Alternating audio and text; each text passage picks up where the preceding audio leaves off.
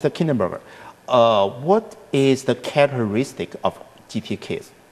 Well, there are a lot of characteristics, and we can talk about a number of them here in a minute. But let me say one thing we really kind of neglected to mention when we talked about what is GT last time we were here, and that is these characteristics are among every race, every country, every state of being, the rich, the poor. As a matter of fact, I don't really know how long it's been that they've known that the giftedness is among all people everywhere, all over the world. But I do know this, that Thomas Jefferson wrote about it 200 years ago in 1782. And he said at that time that the gifted children are equally distributed among all peoples all over the entire earth, rich, poor.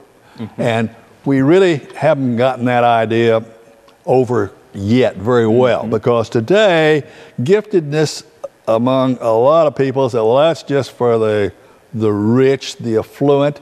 It's not.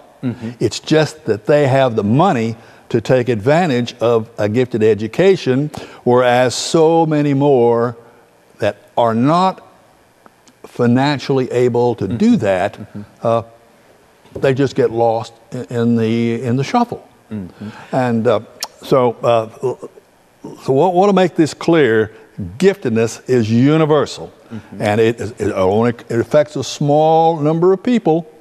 Probably anywhere from 2.5 to 5.5%, but it's everywhere, everybody, all sex, all peoples, all conditions. So what number you want to throw around? And it's 5.5% is the general number you think and put into a category of giftedness. Okay, well, right? we talked a little bit about the bell curve last time. Yes.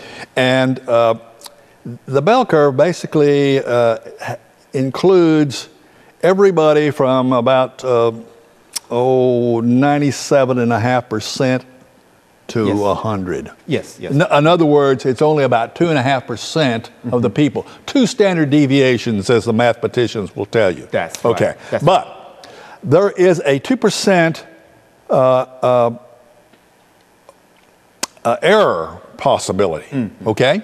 So that means that it could be as much as 4.5%.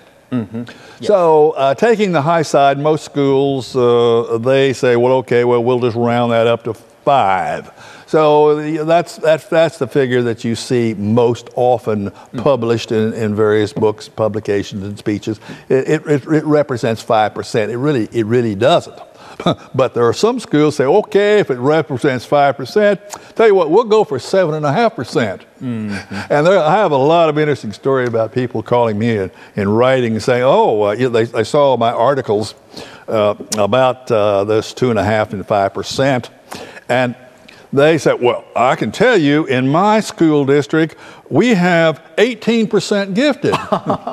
That's mathematically mathematically impossible. Yes. But that's just not the end of it. And this went over there in Maryland someplace. Then there was another one that called and said that they had 50% of all the kids in their school district. That's almost like in the lake of Wolfgang. They said all our kids are above average. Right. That's exactly right. So you can see why there is a lot of controversy over what it actually is. Okay. But mathematically speaking, it's 2.5%, but we use 5% because we want to get beyond that measure of error.